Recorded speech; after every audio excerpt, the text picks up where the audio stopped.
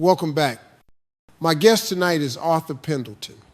For over 30 years, his name has been synonymous with some of the most beautiful and enduring architecture in the Northeast. His firm, Pendleton and Associates, is known for homes that feel like they've been part of the landscape for 100 years, built on principles of integrity, the strength, and transparency. But tonight, Arthur is here to talk about a different kind of structure. One he spent a lifetime building, only to discover its foundation was a lie. In my line of work, everything, absolutely everything, begins with the foundation. It's the part no one ever sees. It's not glamorous. There are no vaulted ceilings or sun-drenched kitchens down there in the dirt and the concrete. But it's the most honest part of any building. It's the promise that everything built on top of it will stand, that it will be safe. For 32 years, I believed the foundation of my life, my marriage to my wife, Eleanor, was the strongest thing I had ever built. I was wrong. The truth is, sometimes the people you trust the most are the ones who are quietly excavating the very ground beneath your feet, waiting for the right moment to watch it all collapse. And the most terrifying part, you won't even feel the tremors until it's far too late. My story isn't about a simple betrayal. It's about the terrifying realization that the life you've poured your soul into might just be a beautiful elaborato façade. And you're the last one to know. It began with a trip I never took, a trip I told my wife I was going on, simply to see what would happen if I wasn't there. I thought, I hoped, I'd come back to an empty house and a quiet evening, feeling like the biggest fool in the world for ever doubting her. But what I found instead, well, it didn't just break my heart. It demolished the very architecture of my reality. Ellie and I, Eleanor, we were the couple everyone pointed to as the ideal. 32 years of marriage. We met in college. A classic story. I know. I was the pragmatic architecture student. All straight lines and calculations. And she was this vibrant art history major who saw the world in color and light and passion. She was my perfect counterpart. She softened my rigid edges, and I gave her world a solid structure. We built a life that, from the outside, and for a long time from the inside, felt like a masterpiece. We raised two incredible children, Olivia and Ben, who are now grown and successful in their own right. We built our dream house in Connecticut, a place I designed from the ground up, with a sprawling garden she tended to like it was a living canvas. Every single morning for 32 years, the first thing I'd hear was the soft sound of her moving about downstairs, followed by the smell of coffee brewing.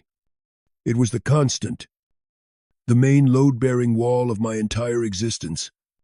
Our final project, what was meant to be the capstone of our life together, was a retirement home. We'd spent years dreaming about it, planning it on napkins at restaurants. A small, sustainable house on a beautiful piece of land in the Green Mountains of Vermont, with a bright studio for her painting and a quiet workshop for my woodworking. It was meant to be our final sanctuary, the place where we'd grow old, just the two of us. This past spring, after months of searching, I finally found what I thought was the perfect 10-acre plot, bordered by a stream and an old stone wall. I had appointments set up with the realtor, the local surveyors. I was ready to go. I was going to be gone for 4 days, flying out on a Tuesday and returning on a Friday. When I told Ellie, I expected her to be as thrilled as I was. I had the brochures from the real estate agent spread out on the kitchen island, my voice buzzing with an excitement I hadn't felt in years. But her reaction was, muted. It was strangely flat. "Oh, this week." "Art," she said, her eyes fixed on her laptop screen. "It's just.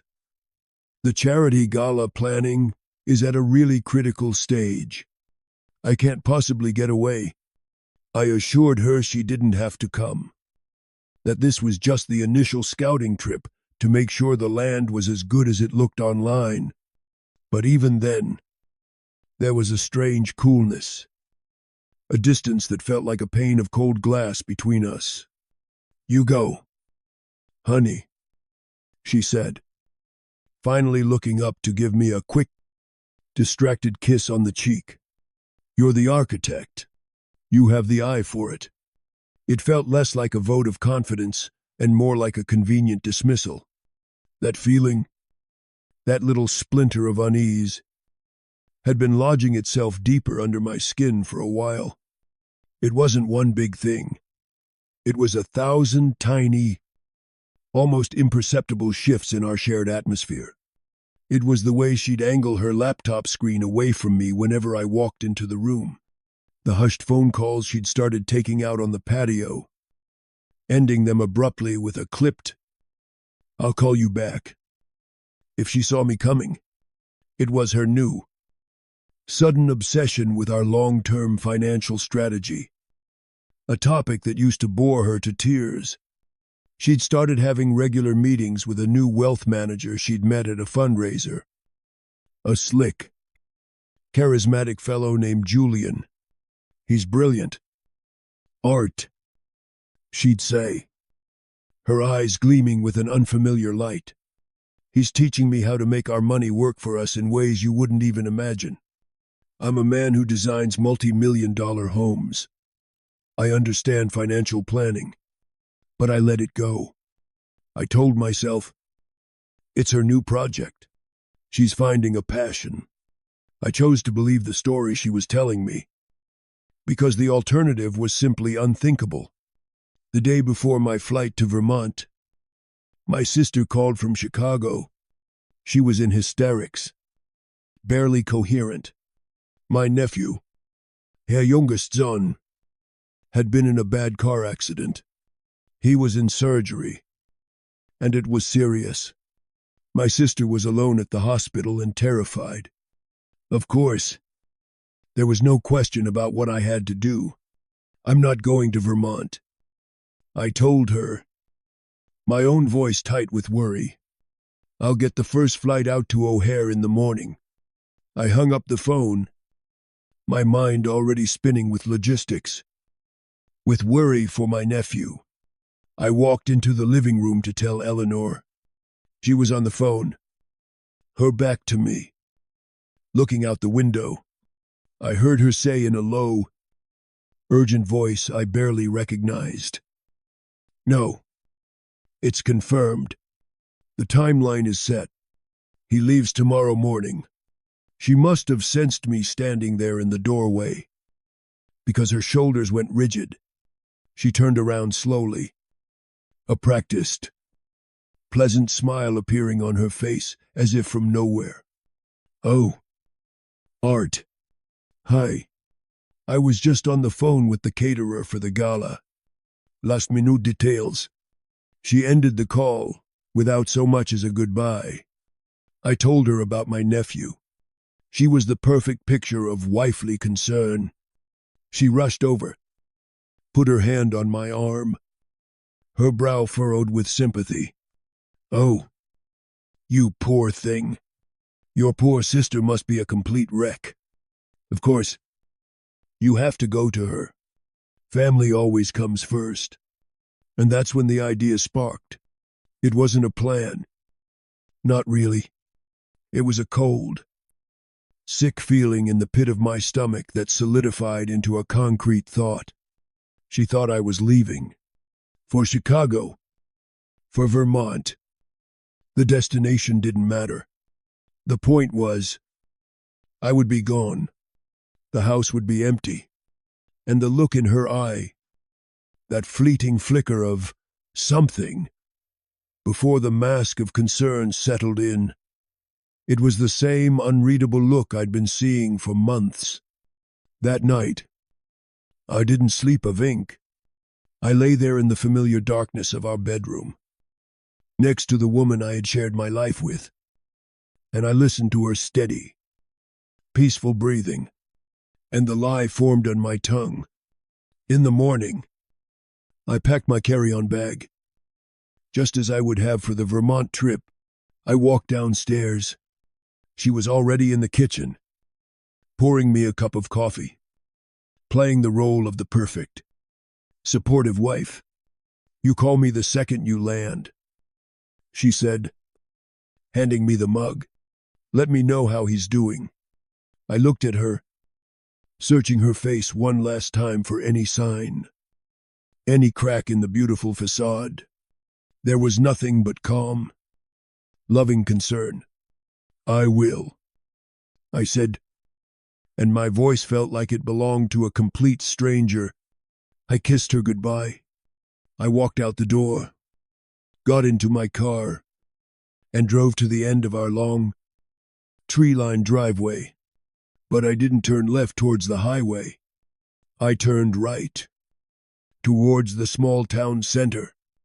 I parked my car in the far corner of the commuter lot by the train station, where it would sit unnoticed for days, and I just sat there, my hands gripping the steering wheel so hard my knuckles were white, my heart pounding a frantic, terrifying rhythm against my ribs.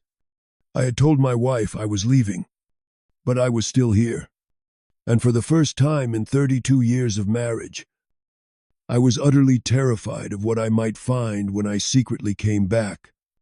If you've ever felt that cold knot of doubt in your stomach, that gut feeling that something is deeply wrong even when the world is telling you everything is perfect, then you know the choice I was facing: to ignore it and live in blissful ignorance, or to pull on that one loose thread and risk unraveling everything you hold dear. I chose to pull the thread.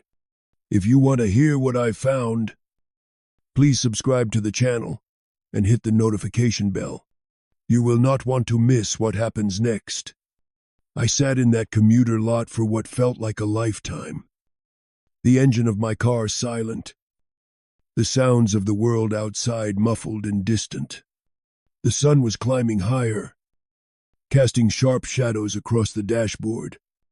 Other cars came and went, people rushing off to their lives, their ordinary Tuesdays, completely unaware that mine had just ground to a screeching halt at the end of my own driveway.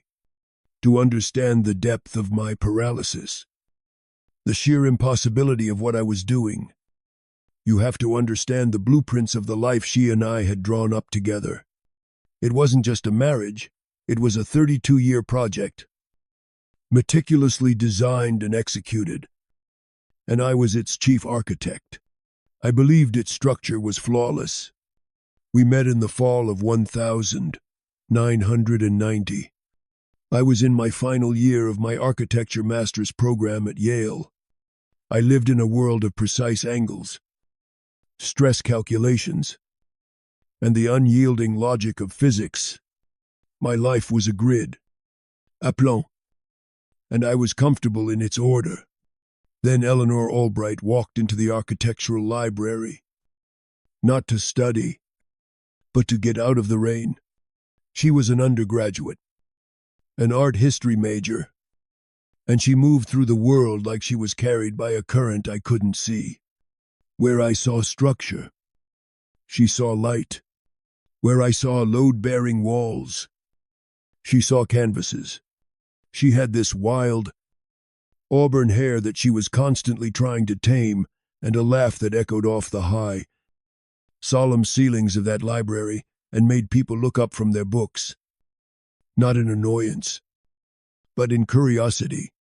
She told me my drawings were beautiful but sad. They're just buildings. Art, she said, tracing the lines of a blueprint with her finger. Where are the people? Where's the life? She became the life. She filled in all my empty spaces. Our courtship was a study in contrasts. I'd take her to see half-finished construction sites, explaining the beauty of exposed steel beams and poured concrete. And she'd drag me to dusty art galleries, teaching me how the Impressionists were trying to capture a single, fleeting moment of light on canvas. We were two different languages, but somehow we translated each other perfectly. I fell in love with her boundless spirit, and she told me, fell in love with my steadiness. She said I was her anchor, the one who kept her from floating away entirely. When I proposed to her under an old oak tree on campus, I didn't give her a long speech. I just showed her a sketch I had made. It was a drawing of a small, simple house with a garden and a porch swing. In the corner, I had written, "Foundation for a life. A P plus E. A." That was our beginning. Our early years were lean, but they were the happiest I think I'd ever been.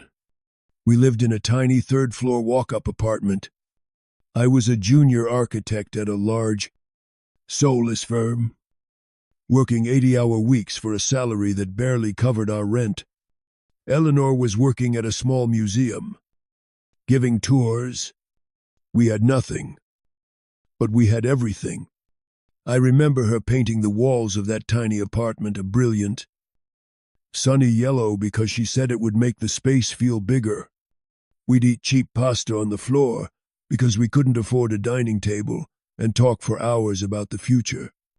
It was in that apartment that I designed our first real home. I worked on the blueprints every night for a year, refining every detail. It was a modest house, all we could afford, but it was ours.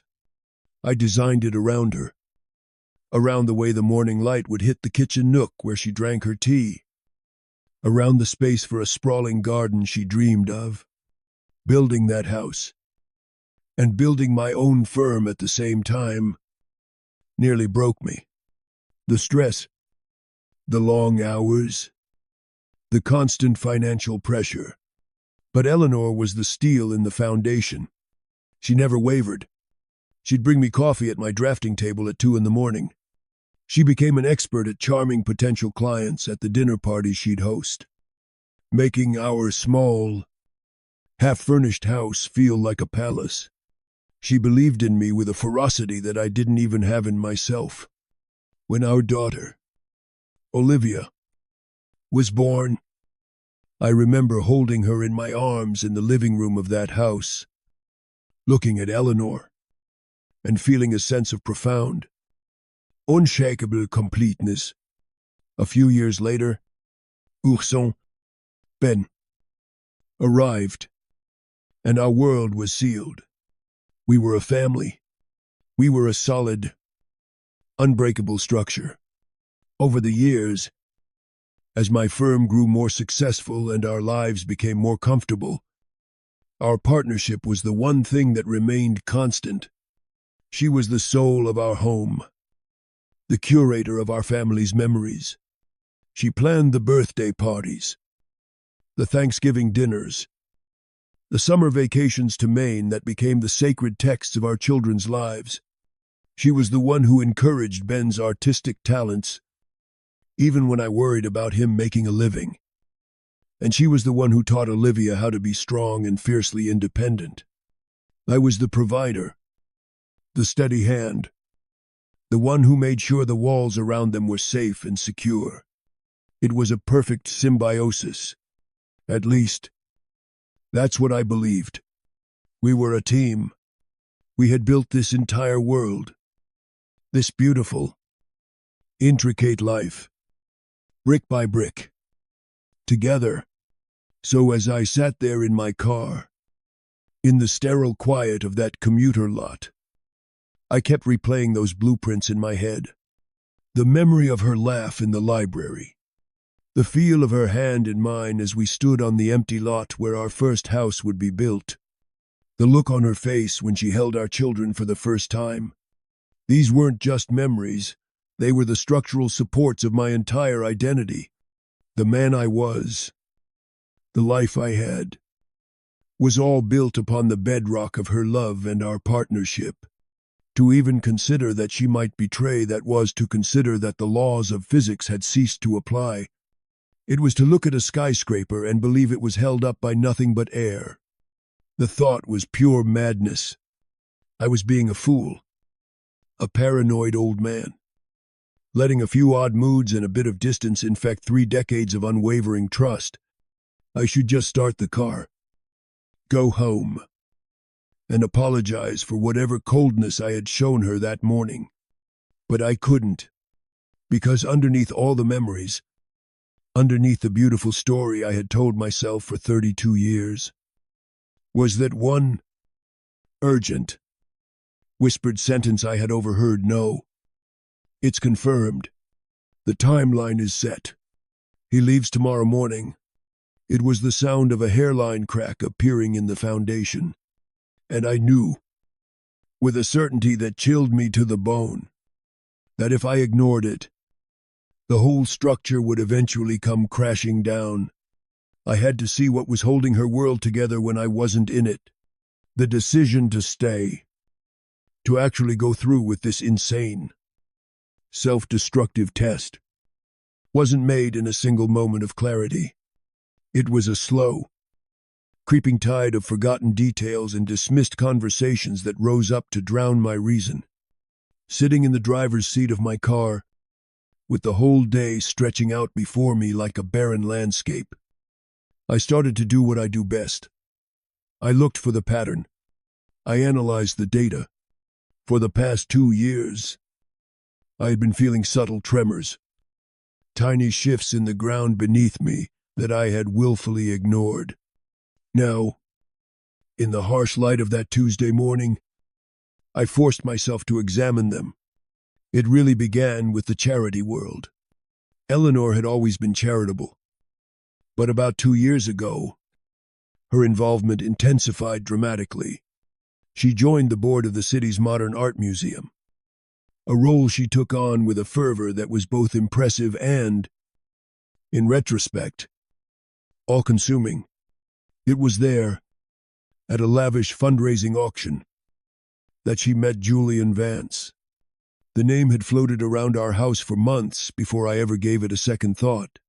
He was, in her words, a boutique wealth manager who specialized in creative portfolios for philanthropists.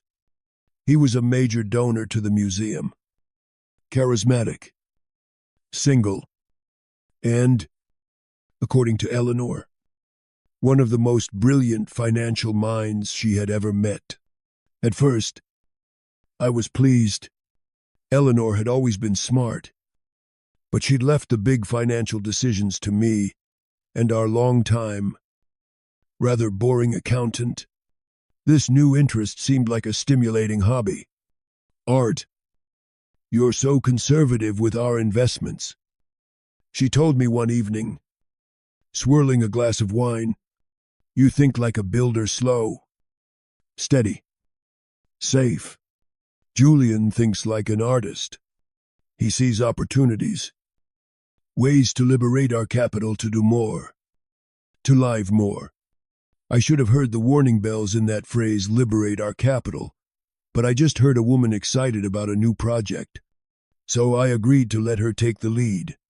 She started having weekly meetings with Julian, sometimes at his downtown office, sometimes over lunch at restaurants where the entrees cost more than our first electricity bill. The first tangible tremor was the new laptop.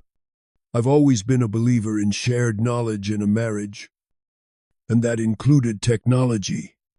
We shared a desktop computer in the home office, shared calendars, shared everything.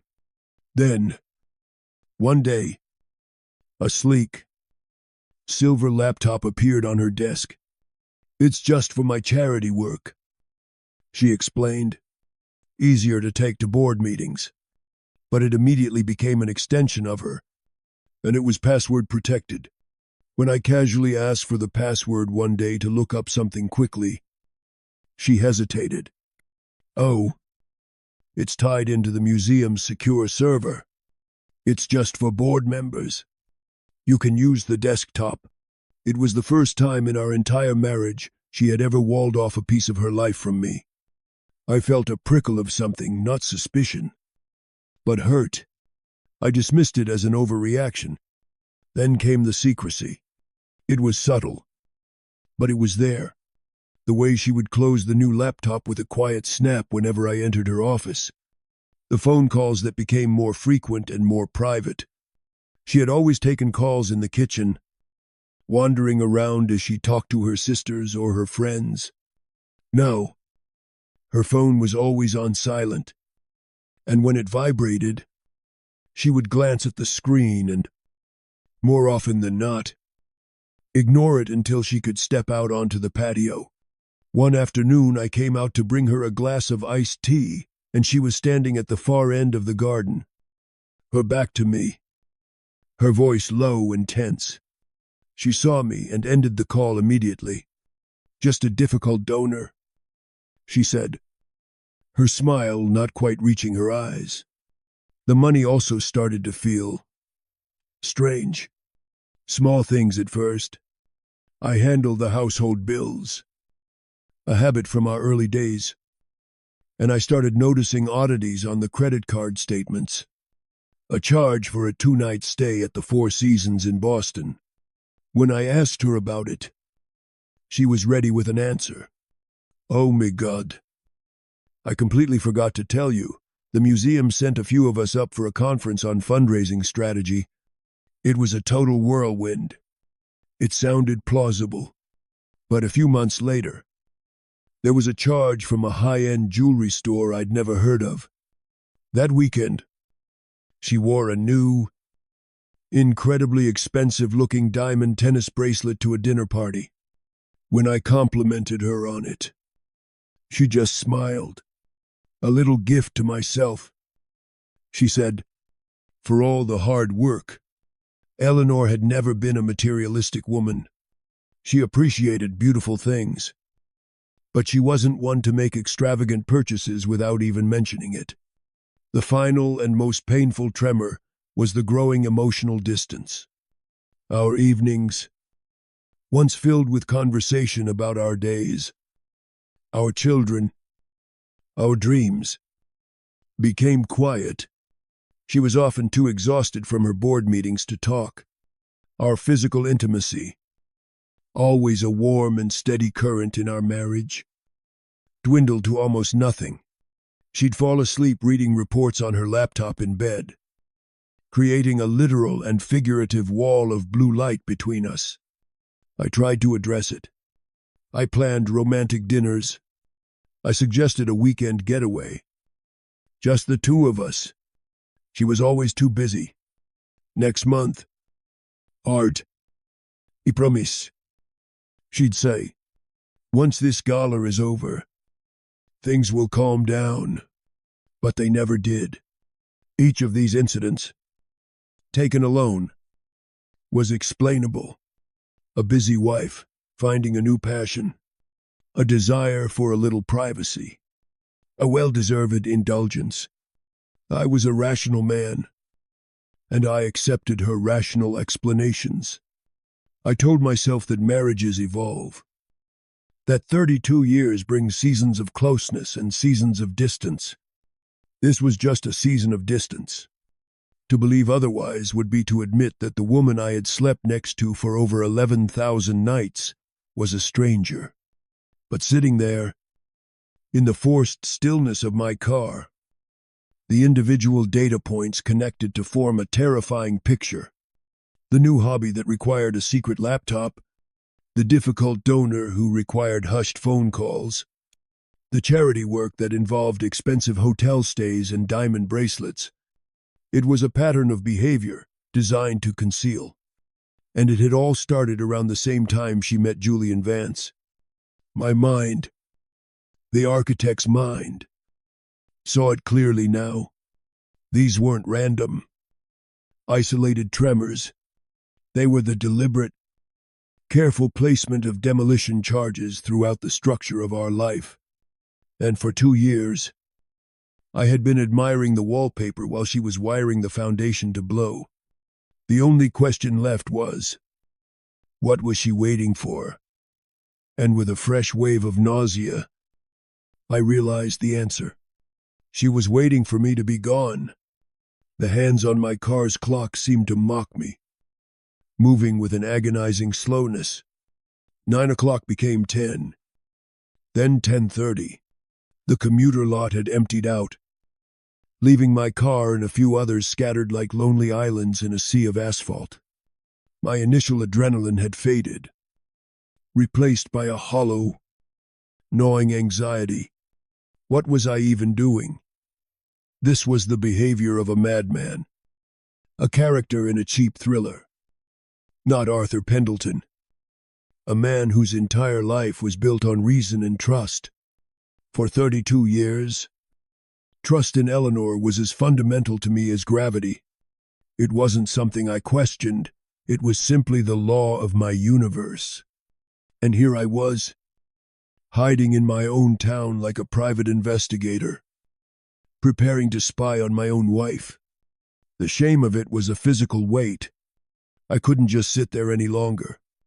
I drove out of the lot and headed to a small, anonymous cafe on the other side of town, a place we never went to. I ordered a black coffee and took a small table in the back corner. Facing the door, I took out my sketchbook and a pen, a habit of a lifetime. Usually, the feel of the pen in my hand, the blank page waiting, was a comfort. It was where I solved problems, where chaos was ordered into clean lines and elegant solutions. But now, my hand was unsteady. I tried to sketch a detail for a roof line I'd been working on, but the lines came out jagged and uncertain. The problem in front of me now had no blueprint, no solution I could draw my way out of. My mind was a chaotic loop, replaying the last 2 years, but now through a new, ugly filter. Every conversation, every trip, every excuse was suspect. The charity gala she was supposedly planning, was it real? The lunches with her donor friends, were they a lie? Who was this? Julian Vance, was he her lover? The thought was a hot spike of jealousy, so intense it almost took my breath away. The image of her with another man, it was a violation, a desecration of the sacred space that was our marriage. But as the hours wore on, a colder, more terrifying thought began to surface. What if it wasn't about love? What if it was about something else entirely? Eleanor was a smart woman, a passionate woman, but she wasn't reckless. An affair seemed too simple, too messy for her. The level of meticulous deception, the secret laptop, the financial talk. It felt less like a crime of passion and more like a carefully executed plan. Around noon, my phone buzzed. It was my sister. I had completely forgotten. My heart leaped into my throat. I answered, my voice hoarse. How is he? She told me my nephew was out of surgery. It had been successful. He was stable. The relief was so overwhelming I felt lightheaded. Are you at the airport? She asked. When do you land? And I had to lie to her. To my own sister. My flight was delayed. I said, the words feeling like ash in my mouth. Weather on the tarmac. I'll call you when I'm boarding. I hung up, my hands shaking. The deception was spreading, poisoning everything it touched. I was becoming a liar. 2. The afternoon was a blur of bitter coffee and frantic, circular thoughts. I was wrestling with my own sanity. Was I creating this entire conspiracy out of a few coincidences? Was I so insecure that I couldn't handle my wife having a life of her own? Maybe she was at a charity meeting. Maybe she was having lunch with a friend. Maybe I was the one who was breaking our marriage. right here, right now, with this poisonous suspicion. The guilt was suffocating. I imagined going home, confessing this whole insane day to her. I could picture her reaction, the hurt in her eyes, the disappointment, the irreparable damage I would have caused to our 32 years of trust. That was the moment I almost gave up. I stood up, threw a few dollars on the table, and walked out into the bright afternoon sun. I was done. I would get in my car, drive home, and when she got back from wherever she was, I would hug her and apologize for being distant and moody. I would bury this ugly suspicion so deep it would never surface again. I wanted to be wrong. I desperately wanted to walk back into my life from that morning and find it exactly as I had left it. I wanted to prove my own gut feeling to be the ramblings of a tired pace. Aging husband, on the way home, acting on this last desperate surge of hope. I stopped at the local florist. I bought a huge bouquet of her favorite flowers, white peonies. Their soft, full blossoms seemed like a symbol of the purity and beauty of the life I was clinging to. Then I stopped at the wine shop and bought a bottle of the expensive Cabernet she loved, the one we saved for special occasions. This would be a special occasion. It would be the night I chose to trust my wife over my own dark imagination. I would cook her dinner. I would surprise her. We would sit on the porch, drink the wine, and I would feel like a fool. And it would be the most wonderful feeling in the world. I turned onto our street, my heart a chaotic mix of hope and dread. I drove up our long driveway, the gravel crunching under the tires. The house looked perfect, just as it always did. The late afternoon sun was hitting the windows, making them gleam. Her garden was a riot of color. It was the picture of domestic tranquility, a fortress of peace and stability that I had designed and built. The very image of it seemed to scorn my fears. I got out of the car, holding the flowers and the wine like a peace offering. The house was silent. Her car wasn't in the garage. She's just running late. I told myself, she's at the store. She's on her way home. I walked up the stone path to the front door. The beautiful, solid oak door I had chosen myself. I put my key in the lock, my hand trembling slightly. I was about to step back into my life, and I prayed, with everything I had, that it was still there to greet me. I turned the key, and the heavy oak door swung inward, opening into the familiar silence of our home. But this was a different kind of silence. It wasn't the peaceful quiet of an empty house waiting for its inhabitants to return. It was a dead, hollow silence, the kind that absorbs sound and feels heavy in the air. The first thing I noticed was the smell. A faint, unfamiliar perfume lingered in the foyer. Something floral and expensive that wasn't Eleanor's usual scent. I told myself it was nothing, that a guest must have been over earlier. I placed the wine on the hall table and carried the peonies into the kitchen, my footsteps echoing unnervingly on the hardwood floors. The kitchen was mostly clean, but there were subtle signs of haste. A single wine glass with a faint lipstick smudge on the rim sat by the sink, unwashed. On the granite island, next to the mail, was a small, glossy brochure that I hadn't seen before.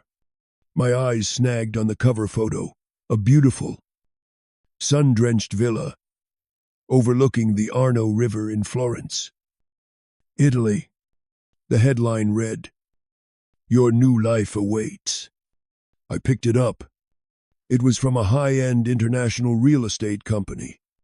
Inside, someone had circled one of the properties, a restored 15th century apartment with a terrace, a new life. The phrase seemed to mock me. I tossed it back on the counter as if it were hot to the touch. I put the peonies in a vase, the vibrant white blossoms looking jarringly cheerful in the tense atmosphere. I called out, "Ellie."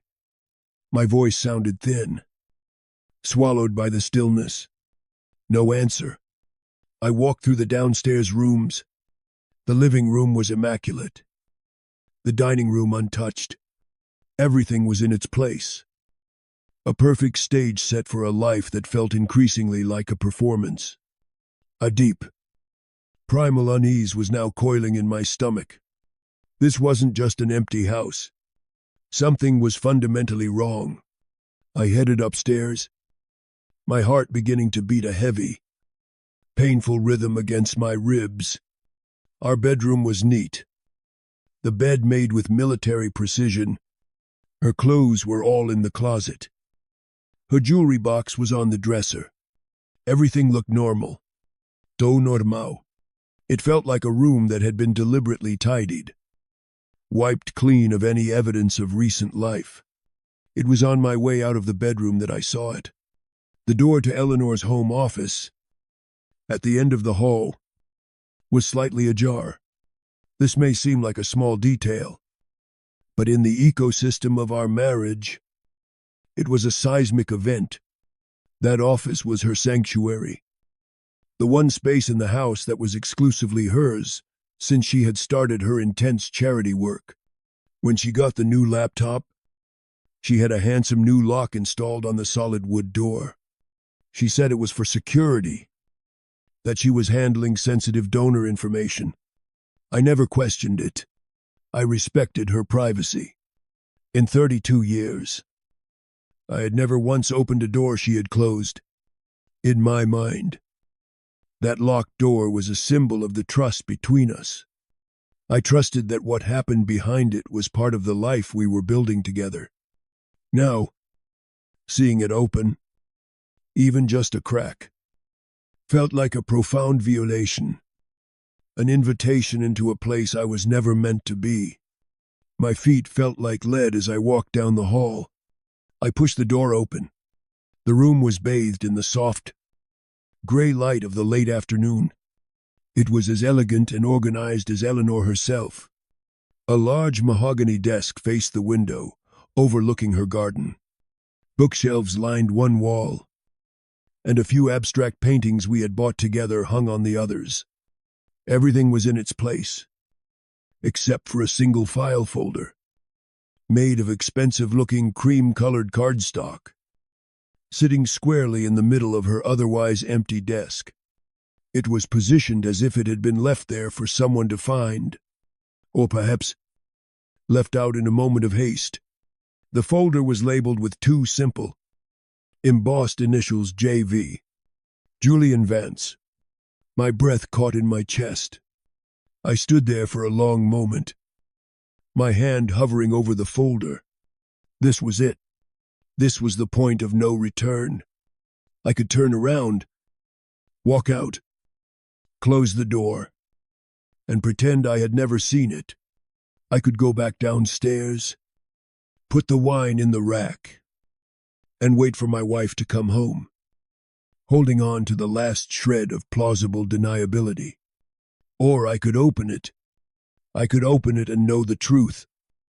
Whatever it was, every instinct I had as a husband, as a man who believed in trust and privacy, screamed at me to walk away.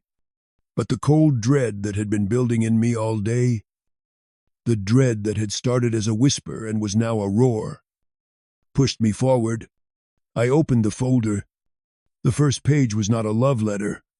It was not a hotel reservation or a secret credit card bill. It was a bank statement. The letterhead was for a private bank I had never heard of, an institution with an address in the Cayman Islands. The statement was addressed not to Eleanor Pendleton, but to Ms. Eleanor Albright, Her Maidename, a name she hadn't used in over 3 decades. My eyes scanned the page, my mind struggling to process the numbers. The account summary at the bottom of the page showed a current balance of $2,347,000. I felt the blood drain from my face. My knees felt weak, and I had to grip the edge of the desk to steady myself. $2 million. Where had that money come from? It was more than our entire liquid savings. I frantically flipped through the other pages in the folder. They were transaction records, detailed printouts of wire transfers, each one for tens of thousands of dollars, moving money from our joint investment accounts. The ones I had set up, the ones our boring, reliable accountant managed into this secret offshore account. The dates on the transfers corresponded perfectly with Eleanor's business trips and donor meetings over the past 18 months. It was a systematic, calculated draining of our shared life. Each transfer was a brick she had secretly removed from our foundation, and I had been standing right there, handing her the tools. Then I saw the last page in the folder. It was a single, printed email, paperclip to the final statement. It was from Julian Vance. The subject line was stark and chilling. It read, Phase 1 complete. I read the first line of the email. Ellie, the initial asset transfer is now fully secured offshore. You've done beautifully. Now, we can begin Phase 2. I didn't know what Phase 2 was, but I knew, with a certainty that felt like death itself, that this was never about an affair.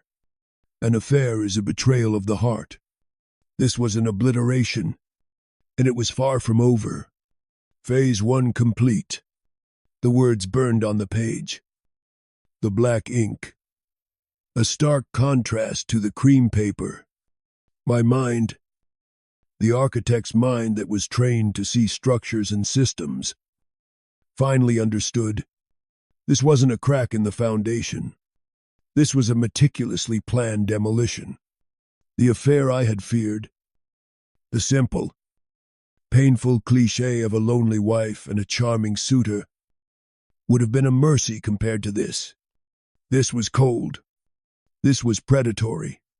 And the woman I had married was not a victim. She was a conspirator. I sank into her expensive leather desk chair, the folder lying open before me like an autopsy report of my marriage. The shock was so profound, it was almost peaceful. It was the eerie calm in the eye of a hurricane.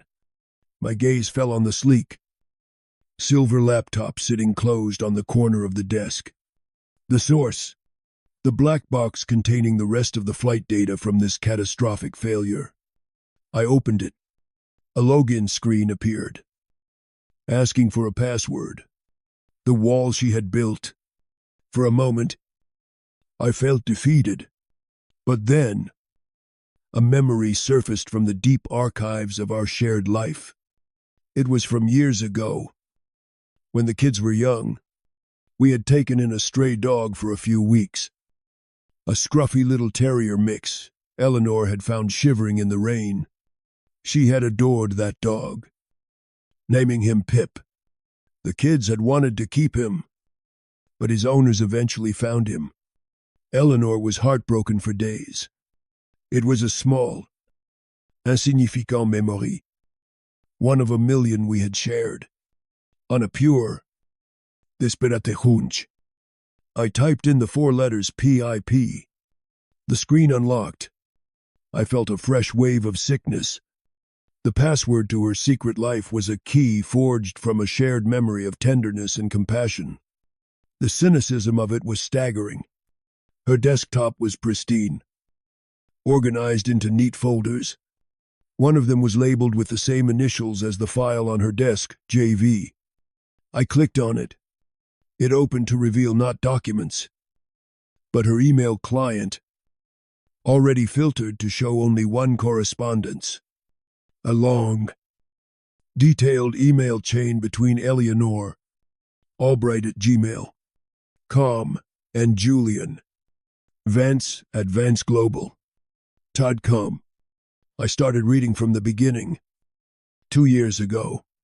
The early emails were almost professional. Julian was the smooth advisor, complimenting her intelligence, her quick grasp of complex financial instruments. He spoke of unlocking potential, of seizing control of her own destiny. He was seducing her, not with poetry, but with spreadsheets and talk of offshore tax shelters. Eleanor, in her replies, was an eager student. She was sharp, asking intelligent questions, quickly adopting his cold, transactional language. There were no declarations of love, no romantic prose. This was a business correspondence. The business was the complete and utter liquidation of Arthur Pendleton. As I scrolled through months of emails, the horrifying scope of the plan laid itself bare. They referred to me by a code name. Sometimes it was the client. Sometimes, more chillingly, it was the asset. An email from last fall: the asset has agreed to the refinancing of the Westport property. This will free up another $300K. Well done. I remembered that conversation.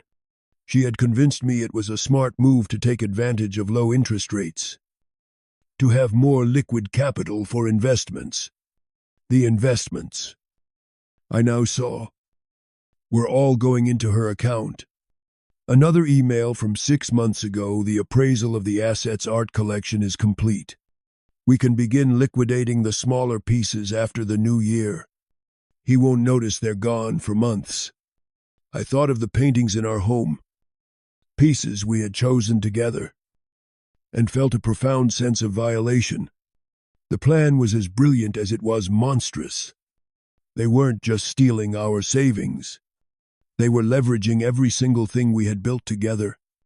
A second mortgage on our home, a line of credit against my firm's assets, which I had made her a non-executive partner of years ago as a sign of our partnership. They were selling off stocks, bonds, even my parents' wedding rings, which I had kept in a safe deposit box to which she had access.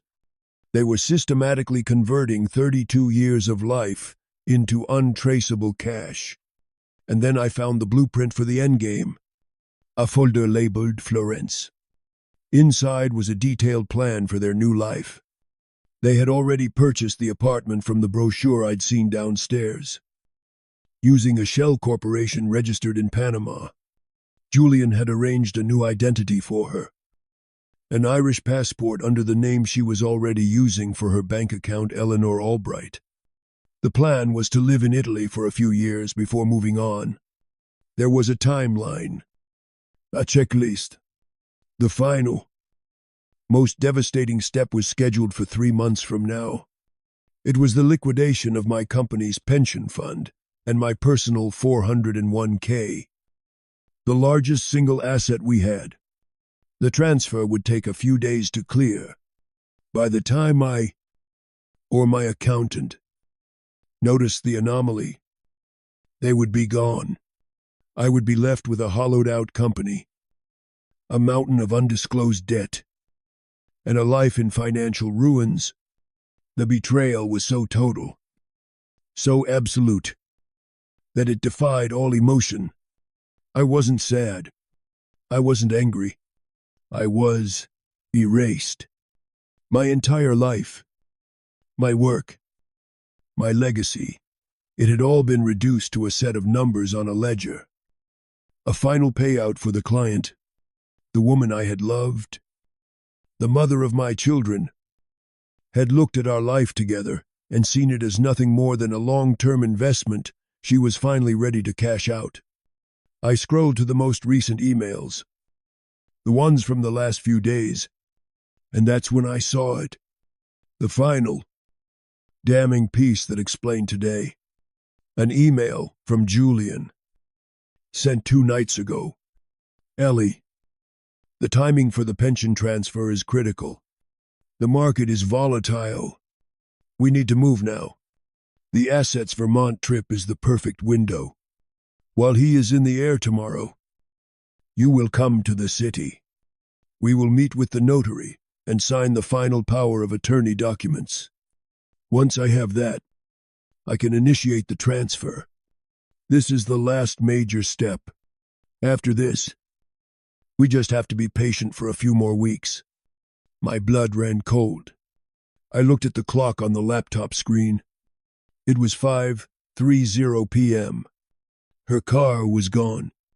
She wasn't at a charity meeting. She wasn't having lunch with friends. She had spent the day in the city, meeting with Julian, signing the papers that would effectively gut my entire life's work. The trip to see my nephew, the family emergency, had been an irrelevant, ironic twist of fate. The plan had been in motion regardless. My little test, my paranoid scheme to catch her in a lie, had been nothing more than a sideshow. I wasn't uncovering a plot. I had just stumbled into the final act. I stood up, my legs trembling. I went to the printer connected to her desk and began to print everything. The bank statements, the transaction records, the most incriminating emails. Page after page slid out of the machine. The quiet whirring the only sound in the silent house. I laid them out on her mahogany desk, creating a mosaic of her treachery, the blueprints of her demolition plan. As the last page printed, I heard a sound from downstairs, the familiar rumble of the garage door opening. Her car was home. She was back, and she was about to walk into a life that was no longer a secret. I didn't move. I stood in the deepening shadows of her office, the stack of warm paper in my hand, feeling as heavy as a stone tablet. I could hear the sequence of sounds that had been the comforting rhythm of my evenings for 3 decades.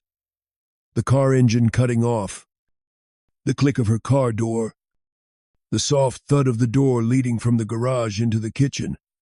I heard the rustle of shopping bags being placed on the counter. Then I heard her humming. It was a light, cheerful tune, something classical, the sound of a woman completely at ease, a woman who had just successfully completed a critical and profitable day's work. The sound of it made the fine hairs on my arms stand up. I heard her footsteps on the hardwood floor, moving from the kitchen into the main hall. She called out, "I'm home, a bright," lilting call into an empty house. Of course, she expected it to be empty. She thought I was hundreds of miles away in Chicago, sitting by my nephew's hospital bed. She was safe. Her footsteps came up the stairs. She was still humming. She walked past the office door without a glance. Heading toward our bedroom, I heard her drop her purse on the chaise lounge. A moment passed. Then the footsteps returned. Slower this time. She had noticed the sliver of light from under the office door. She must have thought she'd left it on. The footsteps stopped right outside. The doorknob turned. The door swung open, and she flicked on the overhead light. She was still in her city clothes, a stylish silk blouse, tailored trousers, and heels. She looked energized, vibrant. She saw me standing there by the desk, and the humming stopped abruptly. Her face moved through a rapid series of expressions. First, genuine, shocked, surprise. Art me God. What are you doing here? I thought you were in Chicago. Then, confusion. As her eyes adjusted to the scene and saw the papers spread across her desk, the confusion quickly morphed into a flicker of pure, animal panic. And finally, as her gaze met mine, the panic was extinguished and replaced by something else, a cold, hard, unreadable mask. The mask of a stranger. I decided not to go. I said, my voice was unnervingly calm, level. It didn't sound like my own. Her eyes darted from me to the papers and back again. She didn't need to ask what they were. She knew. She took a step into the room, her posture shifting from relaxed to rigid, defensive. "You went through my things," she said. It wasn't a question. It was an accusation. Her first instinct was not remorse, but anger at being caught. I went into my wife's office. I replied, my voice still holding that strange, detached calm. "An office in my house. And I found these." I gestured to the papers with a sweep of my hand. "I found bank statements from the Cayman Islands in your maiden name. I found wire transfers draining our life savings. I found emails between you and Julian Vance where you refer to me as the asset. So, yes, Eleanor, I went through your things." She didn't flinch. She didn't cry. She didn't deny it.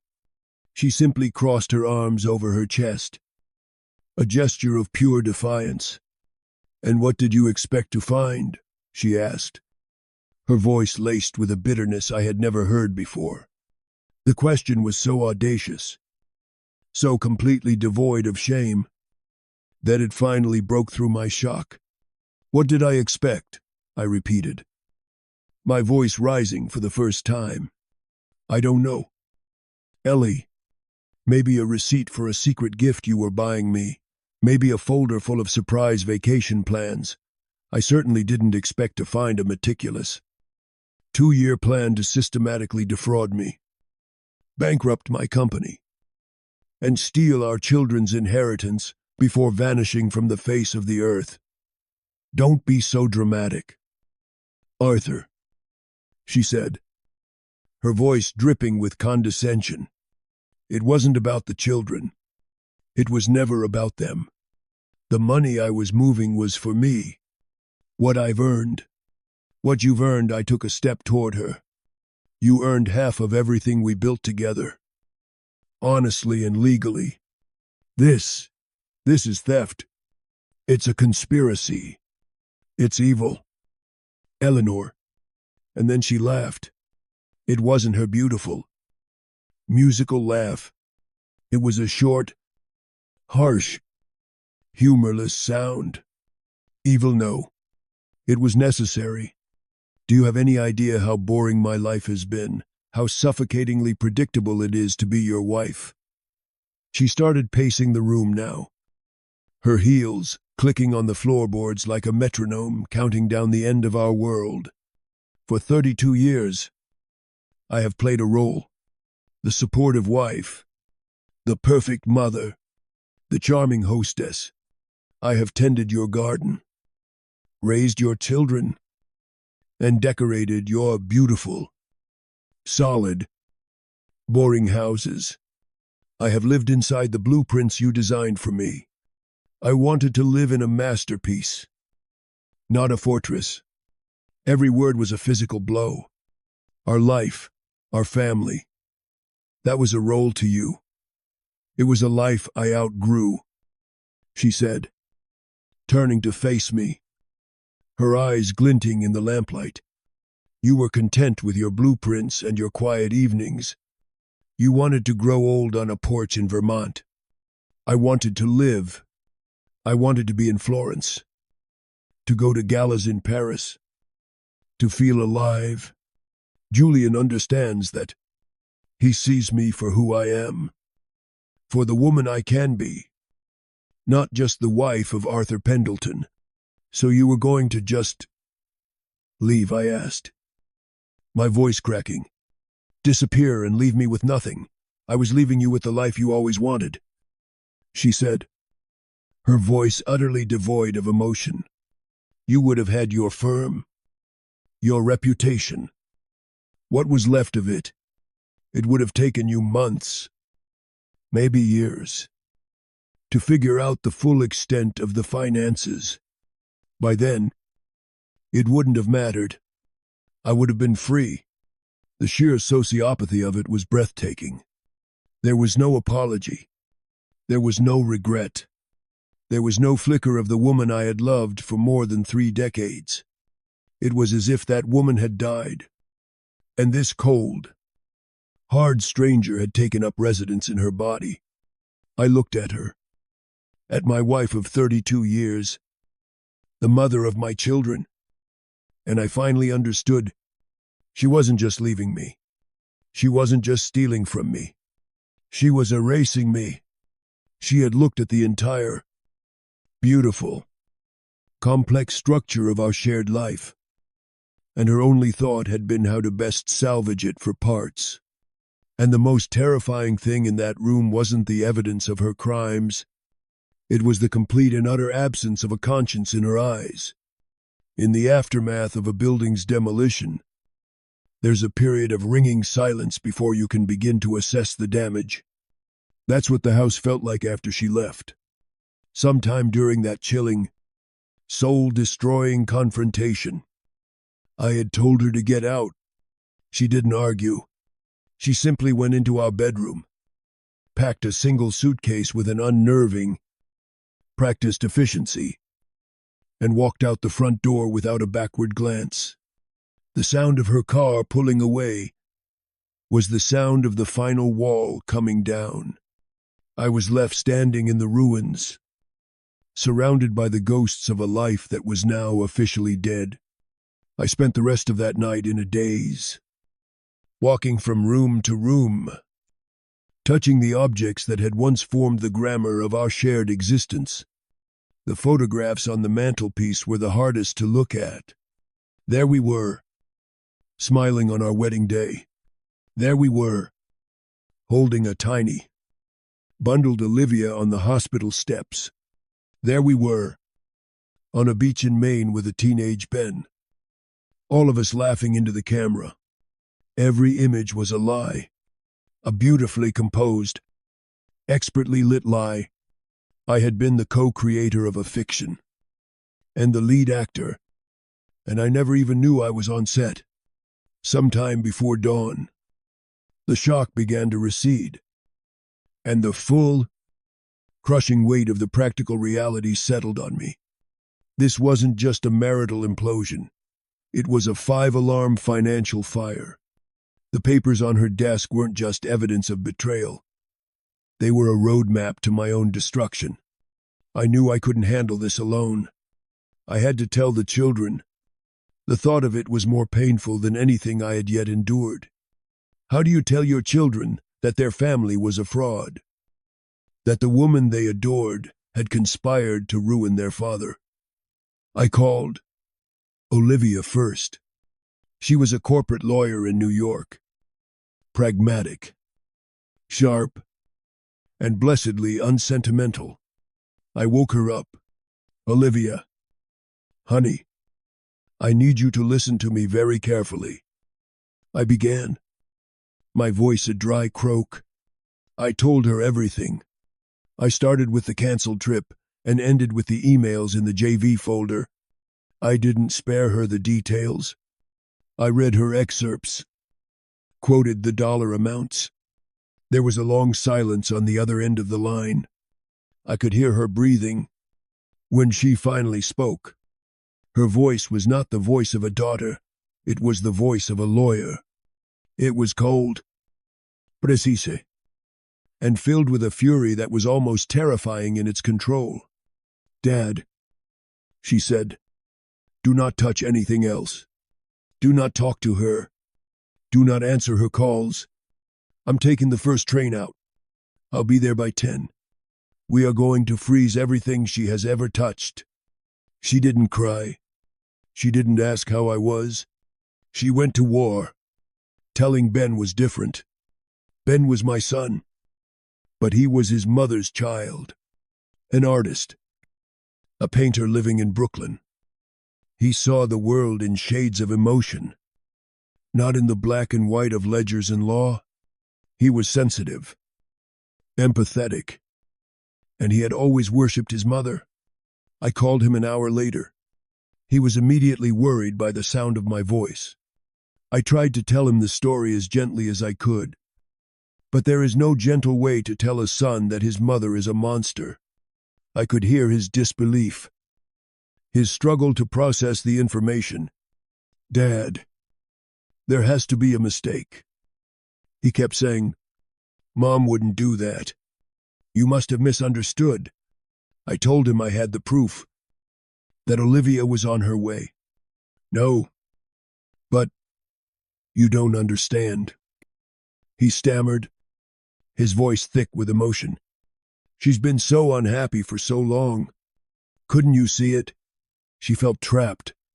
Maybe this was just a desperate cry for help. A way to get out." That one sentence broke what was left of my heart. He was defending her. He was creating a romantic, tragic narrative for a crime that was as cold and calculating as a corporate takeover. We argued. I, in my raw, wounded state, accused him of being blind. He, in his pain and confusion, accused me of never truly understanding his mother. "You just saw her as part of your perfect design." "Dad," he yelled into the phone, "did you ever once ask her what she wanted to build?" He hung up on me. Olivia arrived like a whirlwind of controlled legal force. She brought a forensic accountant with her. For the next 48 hours, our beautiful home was transformed into a command center. They worked at the dining room table, surrounded by laptops and files, piecing together the full extent of Eleanor's financial treachery. The reality was even worse than I had imagined. She had been so clever, so patient, moving small amounts at first, then larger ones, creating a tangled web of shell corporations and offshore accounts that was designed to be impenetrable. The accountant, a man with weary eyes, who had seen the worst of financial crimes, looked at me at one point and said, "Mr. Pendleton, this is one of the most sophisticated and ruthless cases of spousal fraud I have ever seen. She wasn't just leaving you. She was trying to erase you. The house, once a sanctuary of happy memories, became a prison. Every object was tainted. The painting over the fireplace. She had already sold it to a private collector and replaced it with a near-perfect forgery. The antique silverware we used for holidays, it had been replaced with silver plate. She had been cannibalizing our life from the inside out for years, and I had been too blind, too trusting, to notice. The worst part was the silence of the empty rooms, the silence from Ben, who wouldn't answer my calls, the silence from the friends I had once shared with Eleanor, who were now undoubtedly hearing a very different version of this story from her. I was completely and utterly alone, adrift in the wreckage. I had the truth. I had the evidence. I had a daughter who was a brilliant legal warrior, but the collateral damage was catastrophic. My family, the most beautiful structure I had ever built, had been leveled, and as I sat alone in that vast, silent house, I realized that in her cold-blooded demolition, Eleanor hadn't just taken the money.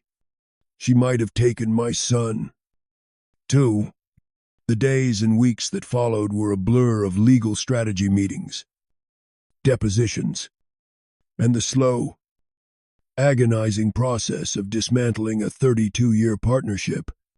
Olivia was my general, my shield. She moved back into the house temporarily, turning her childhood bedroom into a war room. She vetted lawyers, coordinated with the forensic accountants, and handled the constant barrage of paperwork with a cool efficiency that was both my salvation and a source of profound sadness. I would watch her on the phone, her voice sharp and authoritative as she spoke to bank officials and investigators, and I would see a hardness in her eyes that a father should never have to see in his daughter. She was fighting for my life, but in doing so, she was losing a piece of her own softness, her own innocence. The first major blow was the discovery that Julian Vance didn't really exist. Not in any legal or financial sense. The name was an alias. The firm Vance Global, a ghost company with a P.O. box in Delaware. The authorities believed he was a professional con artist, a love rat who specialized in targeting wealthy, dissatisfied women. He would find them, groom them, and convince them to help him defraud their husbands, taking a significant cut before disappearing. Eleanor, it turned out, was not his partner in crime.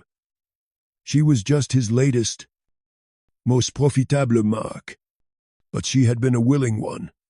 She had handed him the keys to our kingdom. When the investigators tried to trace him, he was long gone. Having vanished with the nearly $2.5 million, Eleanor had already managed to transfer, with her offshore accounts frozen by court order and her co-conspirator vanished. Eleanor couldn't flee, so she did the only thing she could. She fought back. Not in the courtroom at first, but in the court of public opinion.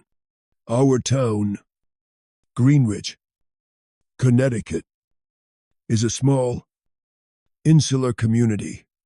Reputations are currency, and gossip is the stock exchange. Eleanor, cut off from our wealth, launched a brilliant and vicious smear campaign. She portrayed herself as a victim. She told our friends, the people we had shared holidays and raised our children with, that I was a controlling, emotionally abusive husband. She claimed my quiet nature was a form of cold neglect, that my focus on my work was a deliberate marginalization of her own ambitions. She painted my stability as a cage and her financial crimes as a desperate, clumsy attempt to create a life of her own. It was devastatingly effective. People I had known for 30 years would now cross the street to avoid making eye contact with me. I'd go to the grocery store and feel the whispers at my back. I received sympathetic, pitying looks from women who had been Eleanor's closest friends. They saw a narrative they understood: the powerful, successful husband and the long-suffering, invisible wife. My truth, the cold, hard facts printed on bank statements and emails, was too complex, too ugly. Her story was simpler. It was a tragedy, and she was its star. My private humiliation became a public spectacle. My name, once synonymous with integrity and solid foundations, was now associated with scandal and marital strife. The divorce proceedings were brutal. We sat on opposite sides of a sterile conference room, two strangers who knew each other's most intimate secrets. Her lawyers, funded by a loan from a wealthy friend, tried to tear me apart. They twisted my dedication to my work into neglect. They portrayed my careful financial planning as a way of controlling her. They tried to paint a picture of a man so obsessed with his blueprints that he never noticed the woman living inside his house was suffocating. I had to sit there, silent, while the life I had cherished was publicly misrepresented as a prison.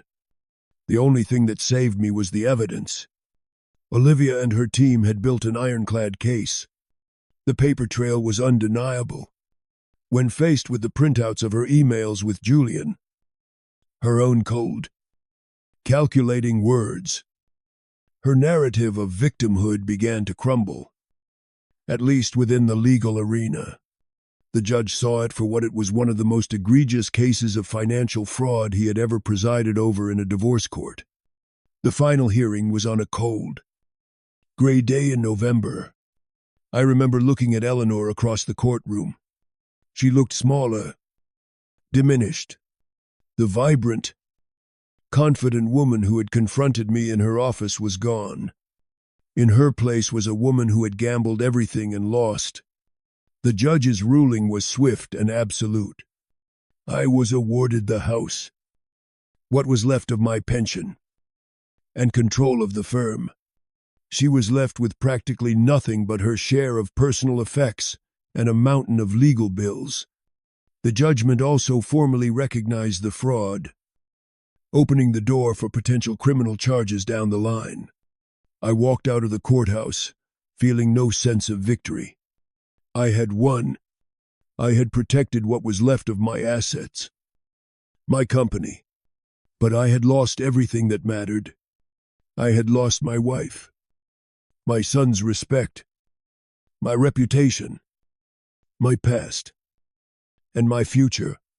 I stood on the cold stone steps of the courthouse, the wind whipping around me, and I felt like one of my own buildings after a demolition. The structure was gone.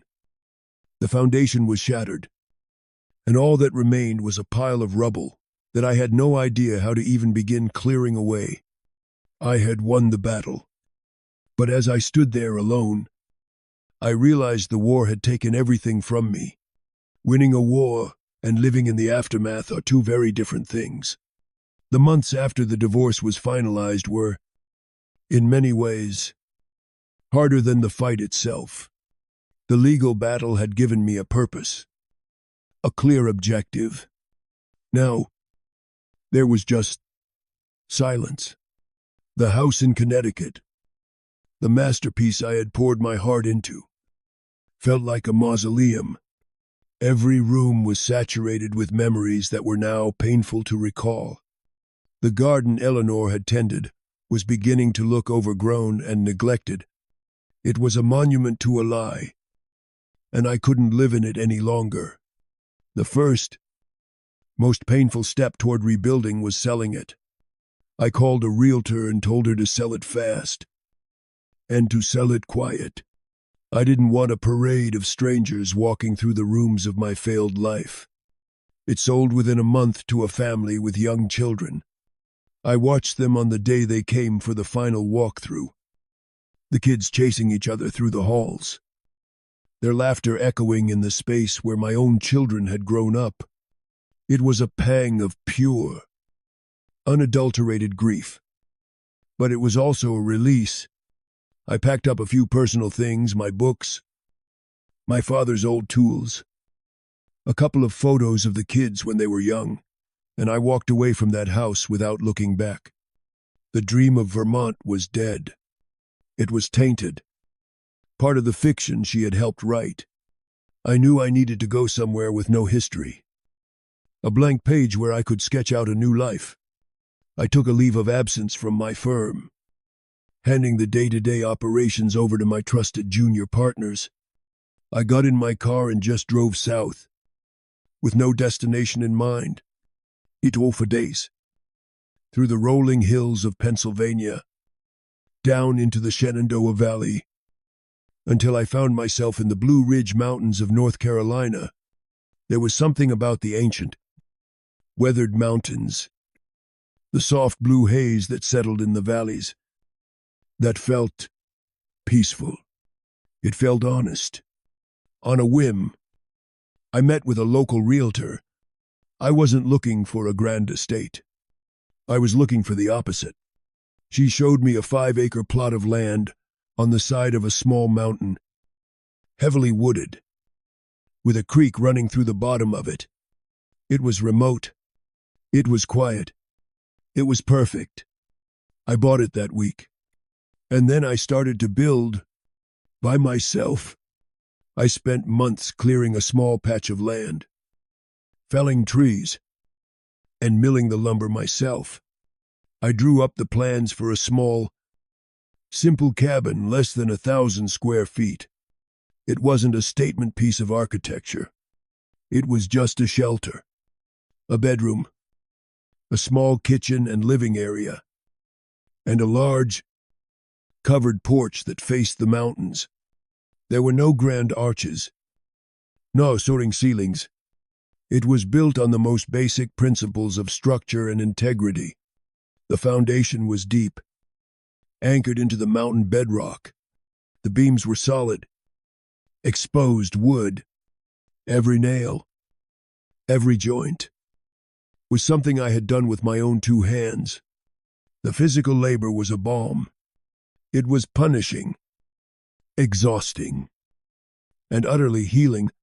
It reconnected me to the core of who I was, a man who builds things. I worked from sunup to sundown, my body aching, my mind blissfully empty of everything but the task at hand. The clean scent of sawdust, the satisfying thud of a hammer driving a nail home, the quiet solitude of the forest, these things became my therapy. I wasn't just building a house, I was rebuilding myself, piece by painful piece. One day, about 6 months into the project, as I was framing the roof, a car I didn't recognize came up the rough dirt track to the build site. It was Ben. He got out of the car and just stood there for a moment, looking at the half-finished cabin, at the piles of lumber, at me, covered in sawdust and sweat. He looked older, tired. We hadn't spoken since that terrible phone call. "Hey, Dad," he said, his voice quiet. "Ben," I said, my own voice thick with an emotion I couldn't name. He walked over and looked at the blueprints I had tacked to a piece of plywood. "It's simple," he said. "It's honest." I replied. We stood there in silence for a long time. Then he finally turned to me, his eyes full of a pain that mirrored my own. "I was wrong, Dad," he said, his voice cracking. "I talked to her. I went to see her after everything. And I saw it. The thing you saw, there was nothing there. It was all gone. I was defending a memory of her, not the person she is." He started to cry, and I pulled him into an awkward, clumsy hug, my arms stiff from a day of lifting beams. We just stood there, two men on the side of a mountain, mourning the same woman in our own ways. Ben stayed for 2 weeks. He wasn't much of a carpenter, but he was willing. He helped me lift the heavy roof trusses. He stained the siding. He learned how to use a circular saw. We worked together all day, and in the evenings, we'd sit by a campfire and talk. We talked for the first time without anger, without blame. We talked about his mother, about his childhood, about the good memories and the bad ones. It was a painful, necessary conversation. We were rebuilding the foundation between us, one honest word at a time. I finished the cabin that fall. The day I moved in, I sat on the porch I had built, with the chairs Ben and I had assembled together, and I watched the sun set over the ancient, blue mountains. The air was crisp and clean. The house was small, but it was solid. It was mine. It wasn't built on a shared dream or a beautiful lie. It was built on a hard-won, painful reality. I had lost almost everything. But in this quiet place, surrounded by the silent, patient wisdom of the woods, I had found something I didn't even know I was looking for. I had found solid ground. Life settles into new patterns. The years following the completion of my cabin were quiet, and that quiet was a blessing. I learned to live a smaller, more deliberate life. I officially retired from my firm, though I still took on small consulting projects for old clients. More for the mental stimulation than the money. I learned the names of the birds that visited the feeder on my porch. I took up fly fishing in the creek that ran through my property. I found a new rhythm, one dictated by the seasons and the sun, not by board meetings and client deadlines. My relationship with my children solidified into something new and strong. Olivia would visit from New York, bringing a whirlwind of city energy into my quiet woods, and we'd talk for hours. Ben and I developed a new bond, forged in the sawdust and shared grief of building the cabin. We spoke every week, our conversations easy and honest. The past was no longer a minefield between us. I had not seen or heard from Eleanor in nearly 5 years. After the divorce, I had heard through the grapevine that she had tried to stay in Connecticut, but her social standing was ruined. The story of the fraud, in its full, ugly detail, had eventually come out, and the friends who had once pitied her now shunned her. She had sold what little she had and moved. Some said to Florida, but no one knew for sure. She had become a ghost, a cautionary tale whispered at dinner parties I no longer attended. I rarely thought of her, and when I did, it was with a kind of detached, clinical curiosity. The raw pain had faded into a dull scar, a part of my history, but not a part of my present. I believed the story was over. Then, last fall, Olivia called me, one of her law firm's biggest clients. A tech billionaire, was a major patron of the arts, and he was being honored at a gallery opening in Chelsea. He specifically asked for you. Dad, she told me. He's a huge architecture buff and admires your early work. It would mean a lot to me and to the firm if you would come. I was hesitant. New York, a crowded gallery. It was the antithesis of my current life, but it was important to Olivia. So I agreed. The gallery was a cavern of white walls and concrete floors,